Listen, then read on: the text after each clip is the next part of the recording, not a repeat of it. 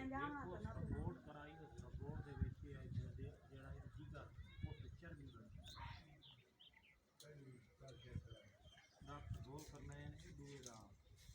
पाँच से बहुत सही हो गया तो कच्ची लासी भैया चलो ठीक है भैया 1200 रुपया 2000 रुपया टेस्ट कर लो बाल्टी बड़ी सही ना